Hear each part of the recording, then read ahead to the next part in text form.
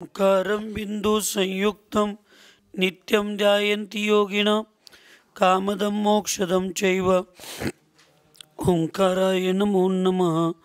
अविरल शब्दगणौघ प्रक्षालित सकलभूतलकलंगा मुनिविरूपासीतीर्था सरस्वती अरुतनोद्धुरितम् अज्ञानतिमिरां ध्यानां ज्ञानाञ्जनशलाकया चक्षुरुन्मीलितं येन तस्मै श्रीगुरुवे नमः। श्रीपरम गुरुभ्यो नमः। परम्पराचार्य गुरुभ्यो नमः। सकलकलुषविध्वंसकं श्रेयसां परिवर्धकं धर्मसंबंधकं भव्यजीवमन प्रतिबोधकारकं पुण्यप्रकाशकं पापप्रणाशकमिदमिच्छास्त्रं श्री मरणकण्डिकानां देयम् अस्य मूलग्रन्थकर्तार श्री सर्वज्ञदेवा सदुत्तरग्रन्थकर्तार श्रीगन्धर्देवाः प्रतिगणधरदेवाः तेषां वचोनुसारमासाद्य स अमितगति आचार्येण विरचितम् इदं शास्त्रं श्रोतार सावधानतया शृण्वन्तु। मंगलं भगवान् वीरो मंगलं गौतमो गणि दाद्यो जैनधर्मोऽस्तु सर्वमङ्गलमाङ्गल्यं सर्वकल्याणकारकं प्रदानं सर्वधर्माणां वन्दे विद्या वन्दे सन्मति।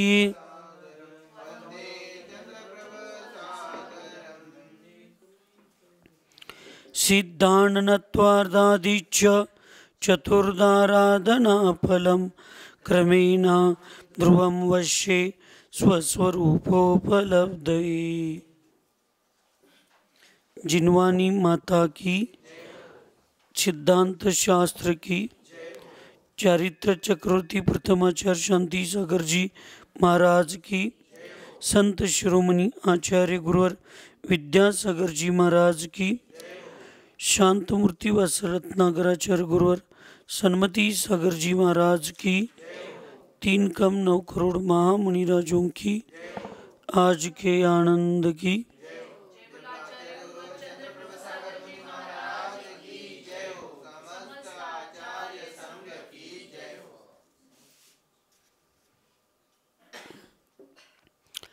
आचार्य भगवंत अमित गती महामुनिराज यांनी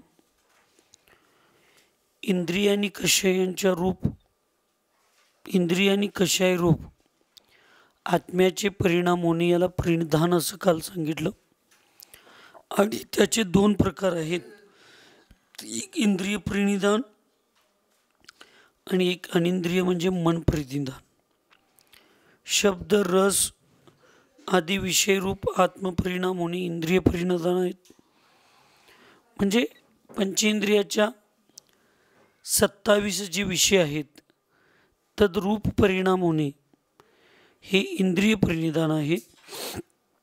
आणि मान क्रोध आदि जी कषाय विषयक आत्मपरिणाम आहेत ते अनिंद्रिय परिनिधान म्हणजे मन परिनिधान आहे, असं काल आपली या ठिकाणी चर्चा झाली।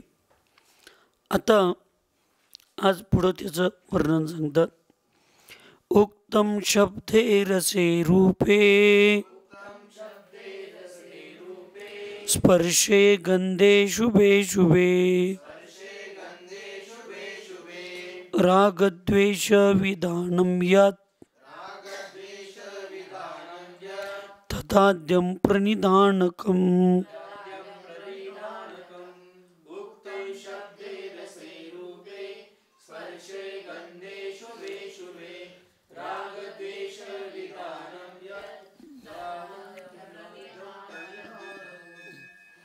उक्ते म्हणजे सांगितलेले, पूर्वजी सांगितले ते सगळे शब्द, रस, रूप, स्पर्श, गंध हे सगळे पंचेंद्रियांचे विषय आहेत। त्याच्यामध्ये शुभ अशुभ, शुभे अशुभे म्हणजे शुभ आणि अशुभ, राग द्वेष विधानम, राग द्वेष होणं किंवा रागद्वेषपूर्वक परिणत होणं, यत तद आद्यम आणि त्याला त्या ठिकाणी आद्यम, इथं तद आद्यम म्हणजे हे दोन प्रकारचे जे परिधान आहेत त्यातलं आद्यम म्हणजे सुरुवातीचं कुठलं, इंद्रिय प्रणिधानकम, इंद्रिय प्रणिधानक असं म्हणायचं, असा अर्थ निघतोय असं वाटतंय. वाचा. शुभ या अशुभ अथवा मनोज्ञ या अमनोज्ञ शब्द रस रूप स्पर्श और गंध में राग द्वेष होना इंद्रिय परिधान है. म्हणजे मग काही असू दे, कोणाबद्दलचे शब्द असू देत, सुशांत चांगला म्हटलं तरी ठीक, वाईट म्हटलं तरी ठीक, राग द्वेष करायचं नाही. पण आपलं काय होते त्याच्यात, राग द्वेष होते. तुम्ही श्रावक आहे अजून, तुम्ही काय स्वाभाविक आहे होणं दे, पण साधूंनी हे गोष्टी करायच्या नसतात. राग द्वेष शब्दामध्ये, स्पर्शामध्ये, रसामध्ये, रूपामध्ये, गंधामध्ये, ह्या गोष्टी शुभ अशुभ परिणाम जे होतात त्याच्यामुळे जे राग द्वेष वाढतो त्याच क्रियेला, परिणामाला काय म्हणतात, इंद्रिय प्रणिधान असं म्हणतात. आणि पूर्वगाथेमध्ये सांगितले की या प्रणिधानांचा जो परित्याग असतो त्याला चारित्र्याचा विनय म्हणलाय. त्याला काय म्हटलं, चारित्र्याचा विनय. मग हे राग द्वेष सगळे 27 विषय आहेत. स्पर्शाचे 7 ना, 8, स्पर्शाचे किती, 8, परत रसाचे 5, ना गंधाचे 2, डोळ्याचे 5 आणि कानाचे 7, असे सगळे किती विषय आहेत, 27 विषय आहेत.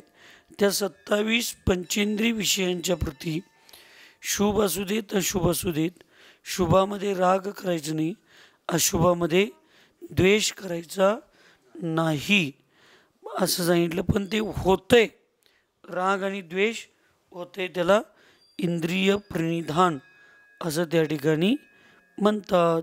असं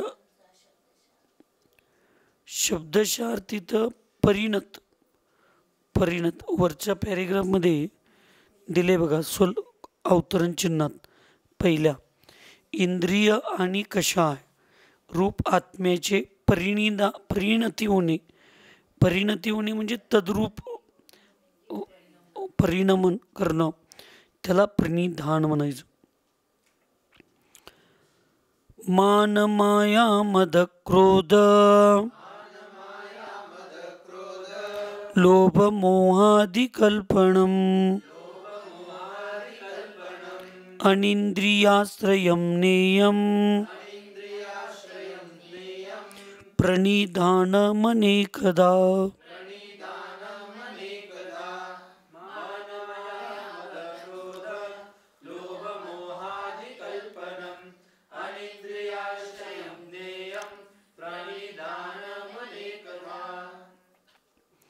मान माया मद क्रोध लोभ मोह आदी कल्पनम म्हणजे मोह आदी या सगळ्या ज्या गोष्टी आहेत याची कल्पना करणे.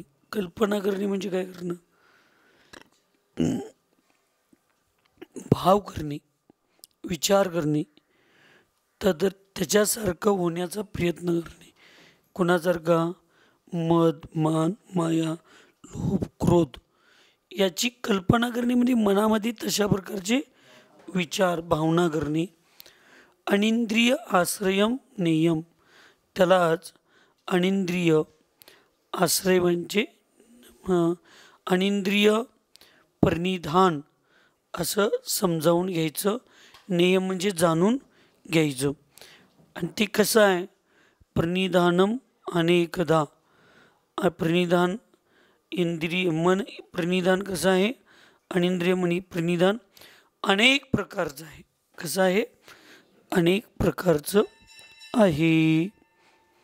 मान माया मद क्रोध लोभ एवं मोहादि भाव मन में उत्पन्न होना अनिंद्रिय अर्थात कषाय परिधान है, यह अनेक प्रकार का है. हा जो मान माया मद क्रोध आपल्याला काय वाटतं हे प्रामुख्यानं हे चारच क्रोध आहेत. अनंत अनुबंधी अप्रत्याख्यान प्रत्येकांनी संजवला. चारच मान आहेत, चारच माया आहेत, चारच लोभ आहेत असं आपल्याला वाटतंय. वास्तविक नाही. लक्षात ठेवा अनेक प्रकारचे. जसं कर्माचं सांगितलं, द्रव्य आणि भाव प्रामुख्याने 2 किंवा घाती आणि अघाती 2, परत घातीचे 4 अघातीचे 4 असं 8. परत जर विश्लेषण केला 148. किती? 148. आणि एका अपेक्षेनं घेतला 168. स्पर्शरसगंधवर्ण पुण्यपण आणि पापण घेतल्यावर काय झालं? 168. पण आणि पुढे गेला तर असंख्यात म्हणजे संख्यात असंख्यात पद्धतीचे कर्मांचे सुद्धा भेद आहेत. तसं ह्या कषायांचे सुद्धा जे अनिंद्रिय प्रणिधान आहे त्याचे सुद्धा भेद किती आहेत? असंख्यात आहेत. हे प्रामुख्यानं 5 इंद्रिय आणि त्याचे 27 विषय हे प्रामुख्यानं सांगितलं. पण त्याचे सुद्धा अनेक भेद असू शकतात. रस तुम्ही आता गंध घेतला, सुगंध आणि दुर्गंध 2च घेतला. पण सुगंध एकाच प्रकारचा आहे काय? सुगंध एक प्रकारचा आहे. फ्लेवर किती किती असतात त्या कपडे धुत्यात त्याच्यात किंवा त्याच्यात किती फ्लेवर असतात. मोगरा, निशिगंधा, जसवंत. हे आता तेल डोकीला लावतात. त्या डोकीला तेल लावण्यामध्ये किती प्रकारचे फ्लेवर येतात का नाही ते माहीत नाही. वितरा घ्यायचा तुम्ही म्हणून माहीत नाही. आता हे साबणामध्ये अंगाला लावण्याच्या कपड्याला लावण्याच्या किती प्रकारचे सुगंध असतात. आपण काय म्हणतो एक सुगंध, त्याच्यात चंदन आहे, त्यात चंदनात आणि किती प्रकार आहेत. म्हणजे जेवढे प्रकार आहेत ते सगळे सुगंधच आहेत. दुर्गंध काय एकच प्रकारचा आहे का? दुर्गंधाचे प्रकार सुद्धा किती आहेत? हे वास्तविक प्रामुख्यानं तुम्हाला आम्हाला कळावं म्हणून हे 2 दुर्गंध, सुगंध आणि दुर्गंध हे कलरचे सुद्धा मुख्य 5. पण हे जे मिसळल्यानंतर अनेक प्रकार होतात. आपण असं समजण्यासाठी म्हणजे लिहिण्यासाठी सांगितले म्हणून 27 विषय म्हणायचे. मनाचे एक 28 विषय. मनाचे विषय किती आहेत? जेवढे ज्ञेय पदार्थ आहेत तेवढे सगळे मनाचे विषय आहेत. म्हणजे 3 लोकांपर्यंत मन कुठं पण जाते आणि तिथं असणाऱ्या सगळ्या पदार्थांचं विषय आहेत ते सगळं मनाचे विषय झाले. पण आपण बोलताना काय म्हणतोय? मनाचा एक विषय. म्हणून तसं वास्तविक अनेक सगळ्याच गोष्टींचे अनेक विषय आहेत. त्या प्रामुख्याने इथं सांगितलेल्या आहेत असं समजावून घ्यायचं. इंद्रिय परिधान प्रश्न परिधान प्रश्न असं म्हणायचं. प्रश्न इंद्रिय परिधान और कषाय परिधान से प्रणि अनेक वाचा. प्रश्न इंद्रिय परिधान और इंद्रिय प्रणिधान और कषाय प्रणिधान से आत्मा का अर्थात चारित्र का क्या अभिनय होता है? प्रश्न काय केला? इंद्रिय प्रणिधान आणि कषाय प्रणिधान याच्यामुळं आत्म्याचं अर्थात चारित्र्याचा काय अभिनय होतो? बघा इथं आत्मा आणि चारित्र 2 घेतलं का? आत्म्याचा अभिनय काय आणि चारित्र्याचा. कारण चारित्र हा सम्यक चारित्र हा आत्म्याचा गुण आहे. काय? तो गुण आहे आणि तो त्याचं म्हणा आणि त्याचं म्हणा, काही फरक पडत नाही. सगळं एकच आहे, दोन्ही एकच आहे. त्याचं मग आत्म्याचा अभिनय व्हायचं कारण काय आहे, चारित्र्याचं अभिनय होण्याचं कारण काय आहे? या इंद्रिय प्रणिधानामुळं किंवा अनिंद्रिय प्रणिधानामुळं, कशाय प्रणिधानामुळं त्याचा अपमान होण्याचं काय कारण आहे? तर आचार्य पुढं उत्तर रूपात सांगतात. पंचेंद्रियों में मनोज्ञ पंचेंद्रियों के पंचेंद्रियों के हम्म, मनोज्ञ अमनोज्ञ विषयों में राग द्वेष होना इंद्रिय प्रणिधान है. पंचेंद्रियांच्या मध्ये म्हणजे स्पर्श, रस, घ्राण, चक्षु आणि कर्ण हे 5 इंद्रिय आहेत की नाही सुशांत? त्या 5 इंद्रियांच्या मध्ये शुभामध्ये म्हणजे चांगल्यामध्ये शुभ मानणे राग, शुभामध्ये राग करणे आणि अशुभामध्ये द्वेष करणे, हे जे आहे त्याला काय म्हणतात? इंद्रिय प्रणिधान असं म्हणतात. आणि वास्तविक ना हे भावकर्मच आहे, रागद्वेष. आणि भावकर्माशिवाय द्रव्यकर्म येत नाही. बरोबर आहे का चुकीचं आहे? ऐकू ना. पण रागद्वेष कुणामुळे होतोय? द्रव्यकर्माच्या उदयामुळे होतोय. रागद्वेष पण कशामुळे होतोय? कर्माचा उदय म्हणूनच होतोय. म्हणून कोण मुख्य आणि मुख्य कोण गौण अनादी संबंधेच, तिथं नुसतं तेजस आणि कार्बन शरीरापुरतं हे सूत्र लावायचं नाही, यांचा अनादी संबंध आहे. हे भावकर्म आणि द्रव्यकर्म ह्या दोन्हींचा आत्म्याशी अनादी संबंध आहे. कारण द्रव्यकर्माशिवाय भावकर्म होत नाही आणि भावकर्माशिवाय द्रव्यकर्माचा बंध होत नाही. हे नियमच आहे. तीर्थंकरांना, केवलींना, श्रुत मोक्षिद्ध भगवंतांना का नाही बन?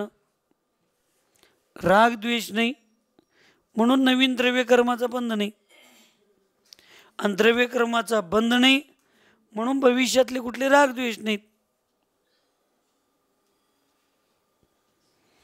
म्हणून भावकर्म आणि द्रव्यकर्म हे बंद होण्याची जी कारणं आहेत ते अनादी संबंध आहेत. आणि याला फक्त पुरुषार्थच निमित्त आहे. या कर्मांचा, भावकर्मांना थांबवायचं आणि नवीन द्रव्यकर्मांना थांबवायचं, याचं फक्त आणि फक्त एकमेव औषध आहे, तो म्हणजे समीचीन पुरुषार्थ. काय? समीचीन पुरुषार्थ. म्हणून मनोज्ञ म्हणजे मनाला योग्य वाटणारे, अमनोज्ञ म्हणजे मनाला योग्य न वाटणाऱ्या अशा विषयांच्या मध्ये राग द्वेष करणे इंद्रिय प्रणिधान आहे. एक मिनिट.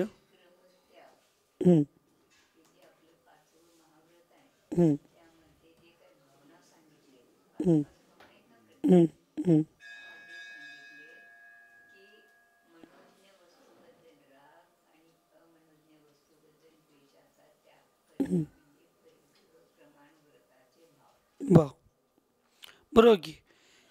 कारण मूर्छा परिग्रह, मूर्छेलाच परिग्रह म्हटले. आणि मग मूर्छा म्हणजेच भाव, मूर्छा म्हणजेच आसक्ती, मूर्छा म्हणजेच इच्छा, ह्या सगळ्या आहेत. मग तुम्ही चांगल्या वास्तविक परिग्रह किंवा मोहकर्म हे जे आहे ते राग आणि द्वेषाचंच नाव आहे. एखाद्या वस्तूवर राग करणे म्हणजे त्या वस्तूबद्दल स्वीकारण्याचे भाव करणे, त्या वस्तूला मिळवण्याचे भाव करणे म्हणजेच परिग्रहाचा भाव करणं. आणि एखाद्या आपल्याला आवडत नाही त्या वस्तूचा द्वेष करणं, ते करणं. कुणाचा तर द्वेष केला म्हणजे कुणाचा तर राग केला का नाही. तुमच्या पुढं भाकरी आणि चपाती, भाकरीचा द्वेष केला म्हणजे काय केला, मोह केला. म्हणून राग द्वेष परिणाम हेच वास्तविक मौनी कर्म आहे. आणि त्याच राग द्वेषाचा ज्यावेळी त्याग होतो त्यावेळी मौनी कर्माचा त्याग होतो. आणि मौनी कर्माचा त्याग झाला की आपोआप तुमच्या शाईक चारित्र्याची प्राप्ती होती. काय ठेवायचं कारणच नाही. आत्मा सोडून ऑप्शन आहे म्हणजेच कर्म आहे. आत्म्याचा स्वभाव तोच मी आहे. मग आत्म्याच्या स्वभावाला सोडून जे आहे ते सगळं काय पर आहे. मग काय आता कशाचं ऑप्शन ठेवणार तुम्ही. आत्म्याच्या स्वभावाला सोडून जे पर्याय आहेत ते सगळे काय आहेत, परच आहेत. मग त्याच्याबद्दल प्रेम आणि त्याचा द्वेष म्हणजेच रागद्वेष आहे. आपण एक लक्षात ठेवा, आपल्या चिंतनात किंवा आपल्या या शब्द वाचण्यात हेच आहे की परद्रव्य म्हणजे मला सोडून सगळं परद्रव्य. मला म्हणजे मग मी म्हणजे पण कोण, पण पहिला ठरवायला पाहिजे ना.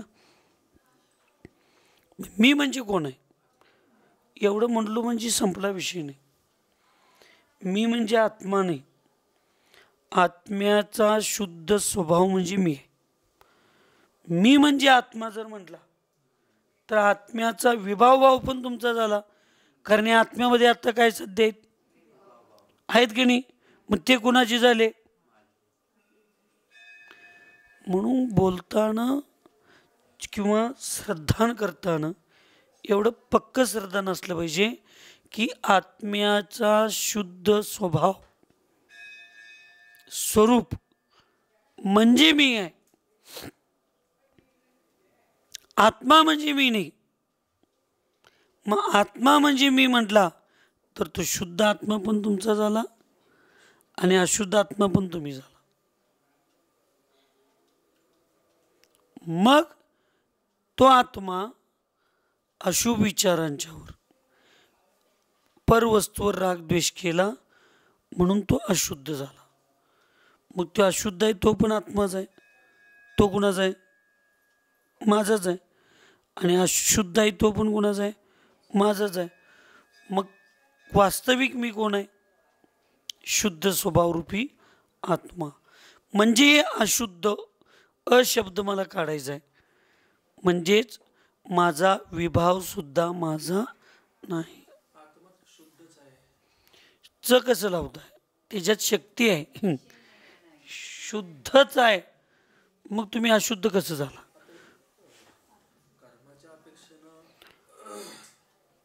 म्हणजे कधी तर आत्मा शुद्ध होता आणि तो कधी तर अशुद्ध झाला अशी मान्यता झाली तुमची. शुद्धच आहे मग तो अशुद्ध कवा झाला.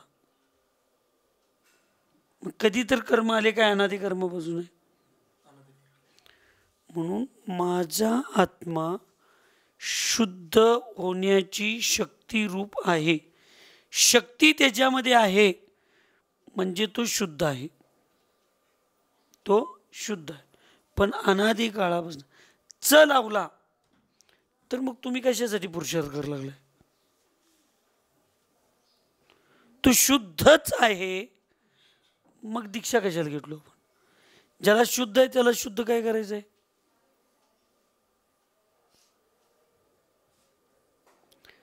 त्याची शुद्ध होण्याची क्षमता आहे, लक्षात ठेवा. तो शक्ती रूपानं वर्तमानमध्ये शुद्ध आहे, प्रकट रूपाने नाही. एकदा प्रकट रूपाने पर्याय रूपाने शुद्ध झाला तो कधी अशुद्ध होत नाही. तो अनादि काळापासून अशुद्ध आहे पण त्याच्यामध्ये उपादान शक्ती शुद्ध होण्याची आहे, शुद्ध होण्याची शक्ती आहे. म्हणून तो निश्चयनयाने शुद्ध आहे. निश्चय नाही ना काय शुद्ध आहे. इथं नाही निश्चय आहे, तो आत्मा निश्चयानं शुद्ध नाही. इथं नाही कथन करण्याची, समजावून घेण्याची सगळ्याची क्षमता आहे. आता तुमच्यासाठी ती उदाहरण लागत नाही, पण श्रीपाल भैया, आता तुम्ही भारतात आहे, पण ठीक आहे बाहेरच्या कायद्यानुसार तुमचं नागरिकत्व आहे, पण तुमची दिगंबर वेश धारण केला याचा अर्थ तुमचं मतदान नाही, तुमचं काही नाही. म्हणून मी म्हटलं तुमच्यासाठी ते मी बोलणार नाही. श्रीपाल भैया, तू भारताचा पंतप्रधान होऊ शकतोस, तुझ्यात ती शक्ती आहे, तुझ्यात योग्यता आहे, तुझा तो अधिकार आहे का नाही? जावा मी पंतप्रधान आहे म्हणून फिरा की बाहेर, चालतंय? तुम्ही भारताचे पंतप्रधान बनू शकता, ते सामर्थ्य तुमच्यात आहे. पण केव्हा ते जागं करायला नको काय? आणि ते जागं केल्यावर तुम्ही पंतप्रधान आहे. आता आम्ही काय म्हणतोय, होऊ शकता, तुमच्यात ती शक्ती आहे हे मला सांगा. पण मी आहेच म्हणलं तर शास्त्र ही व्यवहारात सुद्धा आता इलेक्शन असतात, आमदारकीच्या खासदारकीच्या. इलेक्शन आज संपली, 5 दिवसानं म्हणजेच 18 तारखेला त्याचा निकाल लागला. त्या दिवशी हे फिक्स झालं, म्हणजे निकाल लागला म्हणून राजेंद्र पाटील यड्रावकर आमदार झाले हे आम्ही म्हणू शकतोय. पण त्यांना तिथं जाऊन बसायचा अधिकार नाही. परत पुढं 2, 3, 4 दिवसानं आमदारकीची शपथ घ्यावी लागते तिथं जाऊन, राज्यपालांच्या पुढं आमदारकीची शपथ. मग तिथून पुढे त्यांना आमदार म्हणून मान्यता मिळते. निवडून आले, सगळ्यांना विश्वास झाला हे आमदार झाले. पण लगेच 10 मिनिटात ऑर्डर देऊ शकत नाही त्यांनी, त्यांची शपथविधी व्हायला पाहिजे. तसं माझ्यात भगवान बनण्याची शक्ती आहे, म्हणजे मी भगवान बनू शकतो. मला तो पुरुषार्थ करायला पाहिजे. मी भगवानच आहे, मग कशासाठी पुरुषार्थ करलाय?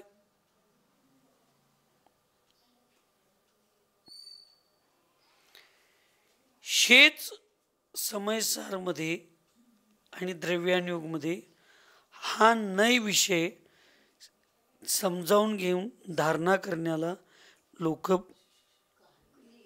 चुकली आणि त्यामुळं ते मी शुद्धच आहे म्हणून बसले.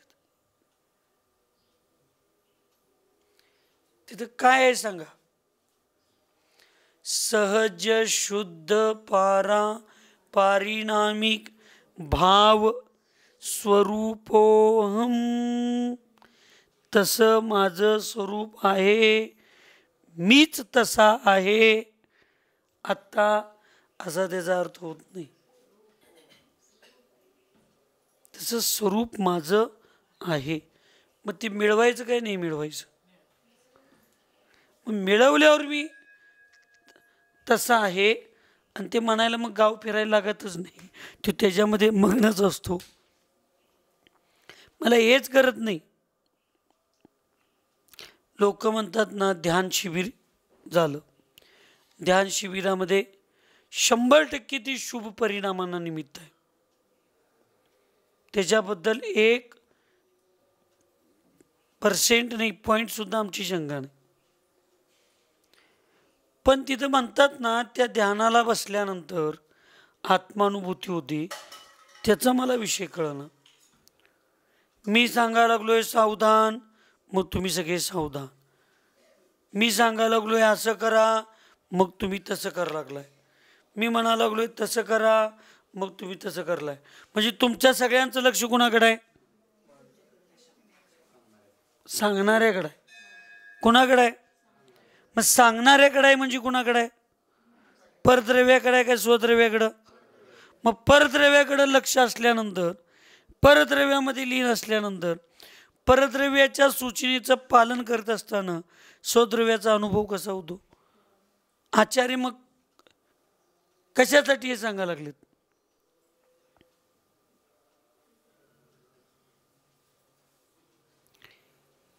म्हणून आम्हाला ते पटलं. आणि ज्याला स्वद्रव्याची अनुभूती व्हायला लागलेली आहे त्याचं परद्रव्याकडं काय? ज्याला पर मांडला आहे शरीराला सुद्धा स्वतःच्या, दुसऱ्यांच्या सूचनेकडे तर जाऊ दे, स्वतःच्या शरीराकडं सुद्धा त्यांचं लक्ष नाही, उपसर्ग व्हायला लागलाय, खडं टोचा लागल्यात. इथं त्यावेळेला पंखा बंद होऊन चालत नाही, कूलर बंद होऊन चालत नाही, AC बंद होऊन चालत नाही. स्वद्रव्यामध्ये रमल्यानंतर बरोबर एकला बंद म्हणजे बंदच कसं होतंय? सॉफ्टवेअर आहे काय तिथं आत्म्यामध्ये?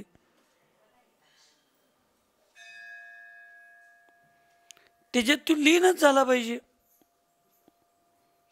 आणि कवा सुटल तेव्हा सुटल. बरोबर मी सूचना देणारा चंद्रपूर सांगतोय, सावधान, आता विसर्जनाची वेळ आलेली आहे. मग आम्ही सावधान होतोय आणि विसर्जन. मी एकदा मी स्वद्रव्यामध्ये एवढं रमलोय, एवढं स्वद्रव्यामध्ये मी लीन झालोय,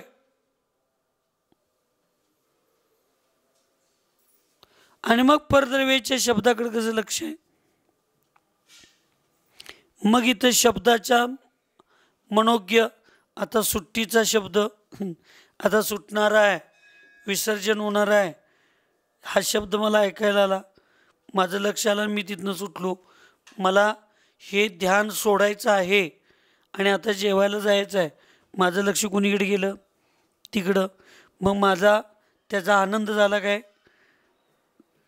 झाला की नाही आनंद? जेवायला जायचं आहे, आता हे सोडायचं आहे म्हटल्यावर मग परद्रव्याकडे जायचं, ह्याच्यात आनंद आला, मग तू ध्यान कसं? तुम्हाला ज्या वेळेला ती जी शिकवतात, मी चुकीचं आहे म्हणत नाही, त्या शिबिरामध्ये जे मार्गदर्शन करतात त्या मार्गदर्शनाचं आम्हाला नक्की मुनी अवस्थेमध्ये, मुनी झाल्यानंतर त्या पद्धतीच्या आम्ही ध्यानात गेलो आणि तेवढी एकाग्रता झाली आणि आम्ही स्वद्रव्यामध्ये रमलो. ते आत्म्यावर होणारे जे संस्कार आहेत, ते संस्कार भविष्यात आम्हाला आत्मानुभूती होण्यासाठी निमित्त नक्की आहेत. पण वर्तमानमध्ये माझं कारण शास्त्रच सांगते हो, मी सांगत नाही. आचार्य भगवंतांनी सांगितलं प्रवास 10 जणांनी करावा, 50 जणांनी करावा. आचार्य सांगत होती नेमकी प्रवास 10-20 लोकांनी करावा, पूजा 7-8 लोकांनी करावी, स्वाध्याय 4-5 लोकांनी करावं, आणि ध्यान एकट्याने करावं. एकट्याने केल्याशिवाय ते लागणारच नाही. हे पूर्वाचार्यांनी एवढं स्पष्ट सांगितलंय. आणि मग 200-400 आणि 500-600 हजार लोकांचं एकमेकाकडं कसं ध्यान लागलं? त्याच्यात मध्ये शुभ परिणाम होतात, तुमचे शुभ परिणाम होतात, एकाग्रता वाढायला निमित्त होते. आणि हे जे आत्म्यावर झालेले संस्कार आहेत, ते संस्कार भविष्यात मला ध्यान करण्याची शारीरिक, मानसिक, आत्मिक योग्यता, अधिकार ज्यावेळी मिळतो त्यावेळी ते आम्हाला सहज काम करतं. ते कारण पूर्वी संस्कार झालेत ते, पण आम्ही त्यालाच ध्यान समजू लागलो आणि त्यालाच अनुभूती समजू लागलो, तर कसं चालेल सांगा बघूया? चालणार. पुढं तथा आत्मा को जो कष्टी है अर्थात कष्ट देती है उसे कषाय कहते हैं. आत्म्याला जे कसलं जातं, बांधलं जातं, जकडलं जातं, त्याला काय म्हणतात? कषाय म्हणतात. आणि बांधणं म्हणजेच कष्ट देणं. बांधणं म्हणजेच काय? कष्ट देणं, त्याला कषाय असं म्हणतात. मग आम्हाला हे सगळं जे चाललंय, दुःख, कर्माचा उदय आदी आदी सगळ्या गोष्टी, या सगळ्या ज्या गोष्टी चालल्यात ते कशामुळं चालल्यात? कर्मामुळं. कर्माचा बंध कशामुळं झाला? कषायांच्यामुळं. म्हणजे मूळ काय आहे? आत्म्याला दुःख पोहायला, आत्म्याच्या संसार परिणमनाला मुख्य काय आहे? कशा आहेत? मुख्य काय आहेत? त्या कषायांच्यापासून आम्ही दूर झालं पाहिजे. आणि कषायांच्यापासून दूर जाणं किती पर्सेंटमध्ये गेलोय त्यालाच वास्तविक धर्म म्हणतात. त्यालाच वास्तविक काय म्हणतात? अनंतानुबंधीपासून दूर जाणं म्हणजे सम्यक्त्व. हे वास्तविक स्वरूप आहे. आम्ही बाहेरच्या गोष्टीत अडकत पडलोय. कुणाची पूजा करतोय म्हणजे सम्यक्त्व. ही एक सामान्य कथन आहे. पण अनंतानुबंधी कषायांचा अभाव होणं म्हणजे सम्यक्त्वाची प्राप्ती होणं. अप्रत्याख्यानावरून कषायांचा अभाव होणं म्हणजे देशव्रत, प्रतिमा, अनुव्रत. प्रत्याख्यान कषायांचा अभाव होणं म्हणजे महाव्रत. आणि संज्वलन कषायांचा अभाव होणं म्हणजे यथाख्यात चारित्र. हेच आगम आहे. आणि मग त्या अनंतानुबंधींचा अभाव झाला की मग आमची श्रद्धा बरोबर बसते. आम्ही काय म्हणतोय? श्रद्धा बसल्यावर अनंतानुबंधीचा अभाव होतो? नाही. अनंतानुबंधीचा अभाव आणि श्रद्धा या दोन्हींचा समय एकच आहे, वेगळा होत नाही. ह्याला कुठे विग्रह गती नाही. ही गती सोडल्यावर ती गती मिळते, हे शरीर सोडल्यावर ते शरीर मिळतं. आणि सोडून मिळूपर्यंत 3 समयाचा, 3 मोड्याचा, जास्तीत जास्त 4 समयाचा वेळ असतो. हे शरीरा इथं कुठलंही 12व्या गुणस्थानाचा शेवटचा समय आणि 13व्या गुणस्थानाचा पहिला समय दोन्ही एकच आहेत, वेगळं नाहीत. दर्शनाचा समय आणि ज्ञानाचा, सम्यक दर्शन आणि सम्यक ज्ञान. दर्शन झाल्यावर ज्ञान होतंय हे म्हणायची भाषा आहे. पण ज्या समयात दर्शन झालं त्याच समयात सम्यक ज्ञान सुद्धा झालेलं आहे. आम्ही बोली भाषेलाच काय म्हणलो? सिद्धांत करून घेतलो. परवा या शब्दाचा अर्थ कालच्या अगोदरचा किंवा उद्याच्या नंतरचा. परवा या शब्दाचा अर्थ काय? भूतकाळात कालच्या नंतरचा, अगोदरचा, आणि भविष्याच्या अपेक्षेनं उद्याच्या नंतरचा. तरी पण आमचा सुशांत म्हणतोय परवाच गेलतो की. परवाच गेलतो की म्हणजे 5 दिवसाच्या पूर्वी गेलतो देव. तरी पण काय म्हणतोस? म्हणतोस का नाही? 2 दिवसात येतो म्हणून 3-4 दिवस. अरे बोली भाषा ही, असं उदाहरण द्यायला लागलो तुला. ही बोली भाषा आहे. आता त्याला आम्ही एकदम खरं धरून चालेल का? आता 2चं 3 होते आम्हाला पण माहिती आहे बोली भाषेत. त्यालाच आम्ही बोली भाषेलाच सिद्धांत केलो. आणि मग तुला कळत नाही काय? खोटं बोलतोस? परवा केव्हा गेलतास? 4 दिवस झालं जाऊन तो. अवी बोलण्याची भाषा आहे व्यवहारामध्ये. सिद्धांत निश्चय वेगळा, व्यवहार वेगळा. तसं इथं सम्यक दर्शन झाल्यानंतर ज्ञान होतं असं जर असेल तर दर्शन आणि ज्ञानाच्या मध्ये एक तर समयाचा गॅप झाला. पण तसं आहे काय? नाही. म्हणून इथं वास्तविक आत्म्याला कष्ट कर्म देतं, पण त्या कर्माला निमित्त करणारं कषाय आहेत. म्हणून आत्म्याला खरं कष्ट देणारे कोण आहेत? कषाय आहेत. आणि त्या कषायांना दूर करणं, त्या कषायांना मंद करणं, हे खरं चारित्र्य आहे, तो खरा धर्म आहे. मग त्याचे भेद आहेत. रात्री जेवण न करणे, अभक्ष न खाणे, एकदा जेवणे, आधी आधी काय सगळे भेद आहेत.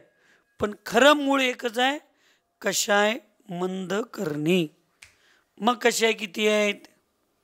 प्रामुख्याने 4: अनंतानुबंधी, अप्रत्याख्यान, प्रत्याख्यान आणि संजीवलन. म्हणून तिथं अनंतानुबंधीचा त्याग करणं, सोडणं, अभाव करणं म्हणजे सम्यक्त्व. अप्रत्याख्यानाचा त्याग करणं, अभाव करणं म्हणजे आत्म्यापासून दूर करणं, म्हणजेच स्वतःचे परिणाम देशव्रत प्रत्याख्यानपूर्वक करणं. प्रत्याख्यानपूर्वक परिणाम करणं म्हणजेच अप्रत्याख्यानाचा त्याग करणं.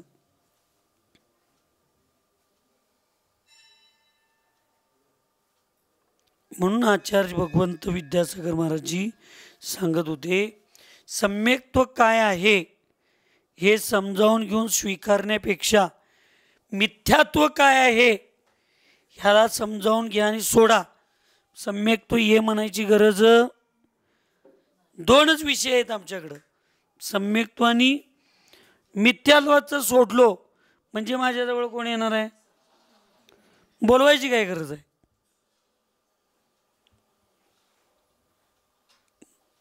हा विषय इथं समजावून घ्यायचं. म्हणजे आत्म्याला जे कष्ट देतात, बांधतात, त्याला काय म्हणतात?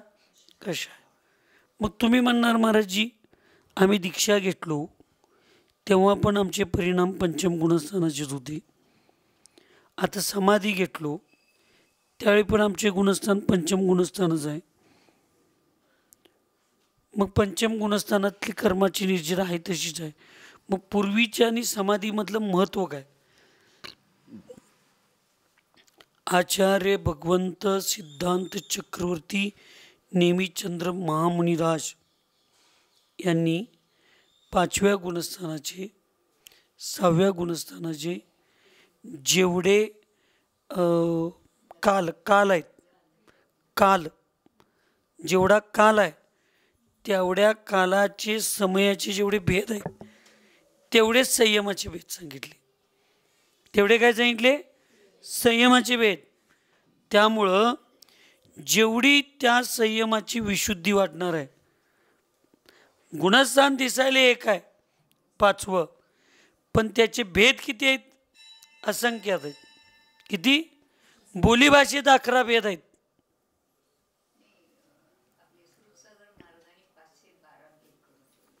कशाचे?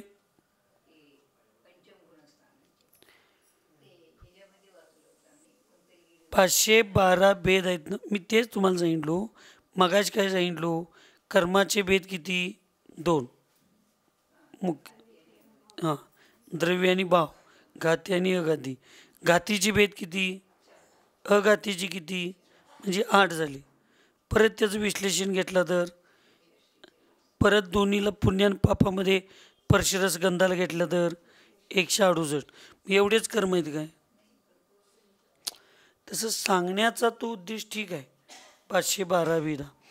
पण मग 6व्या 7व्या गुणस्थानाचे भेदसुद्धा 28 मूलगुणापुरतं मर्यादित राहतील.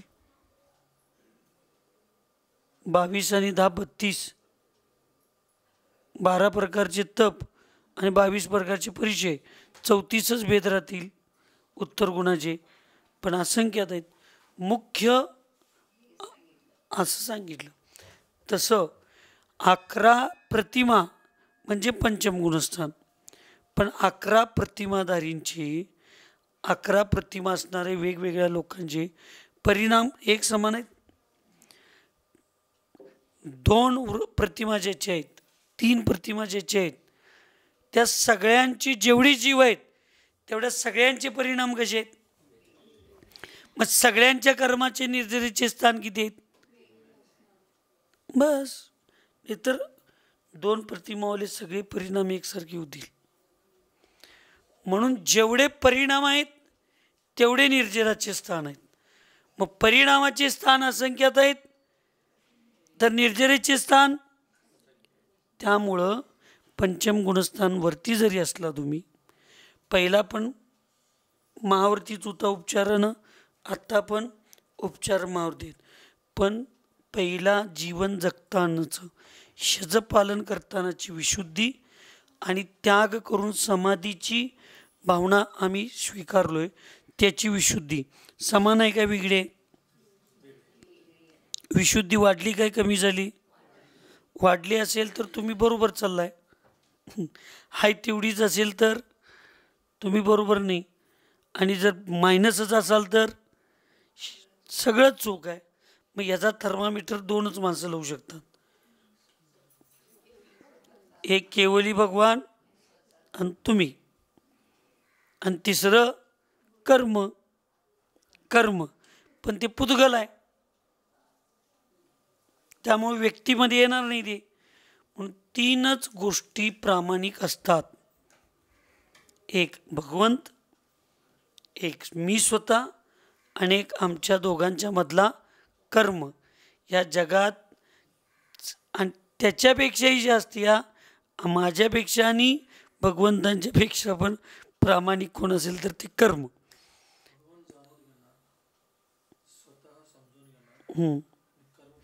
त्याचं फळ देणार. त्याच्यात रागच द्वेषच नाही त्या कर्माच्या ठिकाणी. हे तीर्थंकर आहे, जरा माफ करूया, काही नाही तिथं.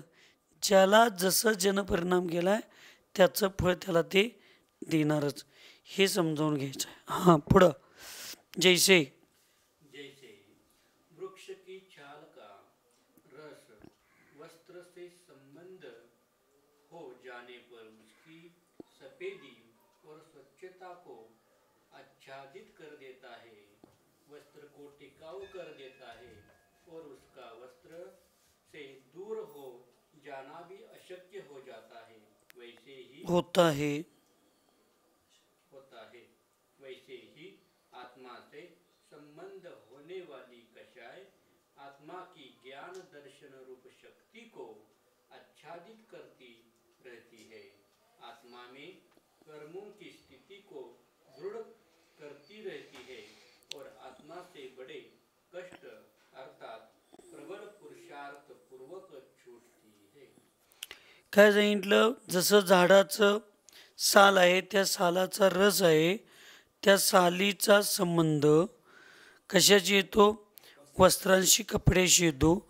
आणि ते आल्यानंतर त्या वस्त्राची जी सफेदी म्हणजे स्वच्छता आहे आणि शुभ्रता आहे, त्या दोन्हीला ते काय करतं? कलर आच्छादित करतं, म्हणजे कवर करतं.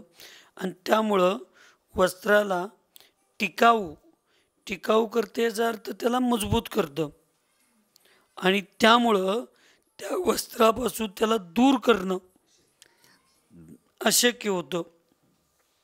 तसं आत्म्याचा संबंध कशांशी होतो? आणि आत्म्याच्या मग ज्ञान दर्शन रूपी शक्ती, जी स्वच्छ आणि सुंदर शक्ती आहे, त्याला ते कर्म काय करतं? आच्छादित करतं. परत ते आत्मा कर्मांच्या स्थितीने दृढ होतो, आणि परत त्याला बाजूला करणं अत्यंत कष्टपूर्वक होतं, आणि प्रबल पुरुषार्थपूर्वकच ते बाजूला होतं, सहजासहजी दूर होतं नाही. इस प्रकार के इन दोनों परिधानों में मन की एकाग्रता होना अर्थात राग द्वेष निवृत्ति रूपी निवृत्ती रूप राग द्वेष निवृत्ति रूप आत्मपरिणति न होना ही चारित्र का अभिनय है. आणि अशा प्रकारे या दोन्ही प्रणिधानांच्या मध्ये मनाची एकाग्रता करणं, एकाग्रता होणं, आणि राग द्वेष निवृत्तीपूर्वक आत्म्याच्या परिणती न होणं, यालाच चारित्र्याचा अभिनय म्हटलेला आहे. आणि ते राग द्वेषाला दूर करून आत्मस्वरूप परिणत होणं म्हणजेच आत्म्याचा किंवा चारित्र्याचा विनय आहे असं सांगितलेलं आहे. प्रश्न: 5 महाव्रत, 5 शमिति और 3 गुप्ती ये चारित्रात्मक ही है, फिर यहाँ समिति तथा गुप्ती को चारित्र का विनय कहकर इन्हें चारित्र से पृथक क्यों किया गया है तथा इनका स्वरूप क्या है? 5 महाव्रत, 5 समिती आणि 3 गुप्ती हे 13 प्रकारचं चारित्र, ते चारित्र्यात्मकच आहेत. मग इथं समिती आणि गुप्तीला चारित्र्यापासून वेगळं करून विनयामध्ये चारित्र्यापासून वेगळं करून विनयामध्ये घेऊन त्याला वेगळं का केलं, त्याचं स्वरूप काय, असे प्रश्न केला. उत्तर: यहाँ चारित्र शब्द से 5 महाव्रत ही ग्राह्य है. गुप्ती और समितियां तो उन व्रतों की परिकर है और परिकर की विनय द्वारा ही मूल वस्तु का द्योतन होता. मूळ तर चारित्र 5च आहेत, 5 महाव्रत. आणि सगळीजणच सांगतात बघा, समिती चारित्र्याचं पालन करते. 5 समिती जे असतात, एरिया समिती, भाषा समिती, एषणा समिती, आदान निक्षेपण समिती आणि उत्सर्ग समिती, हे चारित्र्याचं कवच कुंडल आहेत म्हणतात. आणि ह्या समितीचं कवच कुंडल गुप्ते. म्हणजे नुसता समितीचं पालन केलो तर सिंगल कोट पेंट मारतात की कलर करतात किंवा कवच घालतात, आणि गुप्तीसहित पालन केलं तर डबल कोट, डबल फिल्टर तेल, सिंगल फिल्टर तेल म्हणतोय की नाही, तेलच आहे. चारित्र हे फक्त 5 महाव्रतालाच चारित्र म्हटलं, पण ते समितीपूर्वक पालन केल्यावर ती समिती चारित्र्याचं काय करते, सुरक्षितता करते. आणि समितीची सुरक्षितता गुप्तीमुळे होते. आणि हे म्हणून ते परिकर सहितच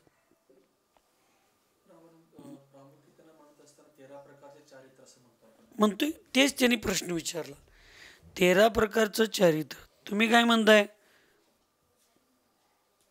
संघ म्हणजे मी आहे हो, संघाला सोडून मी नाही असं म्हणता येईल नाही. मग संघ सोडून मी म्हणजे काय, चंद्रपूर सागर महाराज जिथं आहे तिथं आम्ही आहेच, पण दिसायला तर वेगळं आहे की नाही. तुमची श्रद्धा आहे तिथं, तुम्ही परिकर आहात. चंद्रपूर सागर महाराजांचा परिकर म्हणजे कोण, संघ. म्हणून संघ एकत्रित आहे, संघ एकच आहे हे म्हणणं. पण संघ एकच कोणामुळे आहे, तुम्ही वेगळं असून सुद्धा माझ्याशी एकरूप आहात म्हणून संघ एक आहे. तसं पण मुख्य कोण आहे इथं, तसं 5 महाव्रतच मुख्य आहेत. त्या 5 महाव्रताची सुरक्षा, संघाच्या अधिनायकाची सुरक्षा, संघाच्या अधिनायकाची प्रसिद्धी, प्रचार आणि संघ का वाचतो. एकट्याला कधी संघ म्हटलं नाही. एकापेक्षा म्हणजे 2 पेक्षा जास्त असून सुद्धा एकत्रित राहतात त्याला संघ म्हणतात. एकट्याचा संघ कसा असतो, तो तर निस्पृह आहे, तो स्वतंत्र आहे. तसं 5 महाव्रत हे चारित्र आहेत, पण हे त्याचे परिकर आहेत. पण परिकराला कधी वेगळं म्हणता येत नाही. तुम्ही परिकर म्हणजे परिवार, वैभव. तुम्ही का पादपूजा करून घेत नाही महाराजांच्या समोर, आचार्यजींच्या समोर मी का पादपूजा करून घेत नाही, भगवंतांच्या समोर मी पादपूजा का करून घेत नाही. आमचं मूलच भगवंत आहेत. भगवंतांची केली म्हणजे आमची केली, पण आम्ही आणि भगवंत एक आहे का, ती श्रद्धा रूप आहे. तसं चारित्र हे 5 महाव्रत रूप जे आहेत ते चारित्र आहे. पण चारित्र्याचे परिकर, परिवार, वैभव आहे, याच्याशिवाय चारित्र होऊ शकत नाही. समिती आणि गुप्तीशिवाय चारित्र्य होऊ शकत नाही, पण चारित्र्य चारित्र्य आहे, समिती समिती आहे, गुप्ती गुप्ती आहे. म्हणून हे वैभव सहित आहे. समौशरणाशिवाय तीर्थंकर आहेत काय? पण तीर्थंकर म्हणजे समौशर नाही काय? तसं समिती गुप्ती पूर्वक चारित्र्य आहे, पण समिती गुप्ती म्हणजे चारित्र्य नाही, तो परिकर आहे, त्याच्याशिवाय त्याची शोभा नाही. म्हणून त्याला तिथं असं घेतलेलं आहे असं आचार्य सांगतात. जो प्रवृत्ति जीव समूह के स्वरूप के ज्ञान एवं श्रद्धापूर्वक एवं टिंब आहे ना, एवं श्रद्धापूर्वक की जाती है उसे सम्यक प्रवृत्ति कहते हैं, और इसी सम्यक प्रवृत्ति का नाम समिति है. जी प्रवृत्ती जीवांच्या समूहाच्या स्वरूपाला ज्ञान आणि श्रद्धापूर्वक करते त्याला सम्यक प्रवृत्ती असं म्हणतात. आणि सम्यक प्रवृत्तीचं नावच समिती आहे. समितीचे अर्थ प्रवृत्ती, समितीचा अर्थ काय?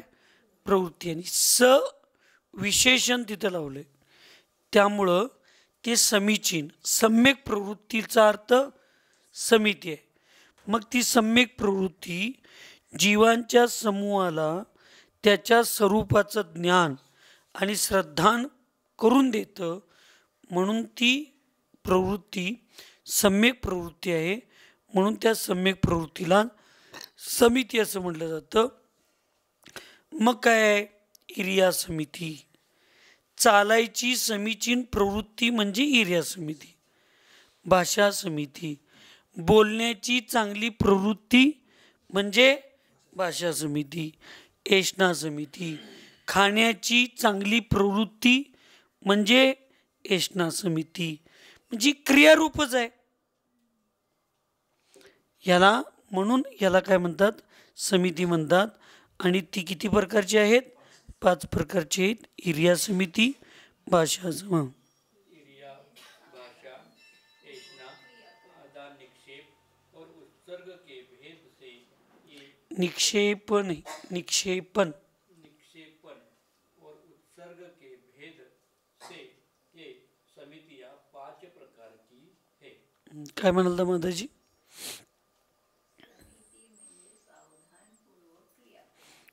म्हणजे सम्यक प्रवृत्ती.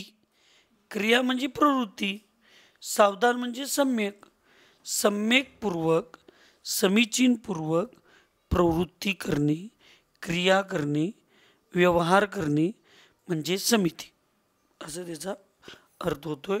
या सगळ्याचं पालन अत्यंत चांगल्या पद्धतीनं तुमचं आमचं होऊ दे अशा पद्धतीची भावना करून सुखी रहे सब जीव जगत में, कोई कभी न घबरावे, वैर पाप अभिमान छोड़ जग, नित्य नहीं मंगल गावे. ओम नमः. सबको क्षमा, सबसे क्षमा.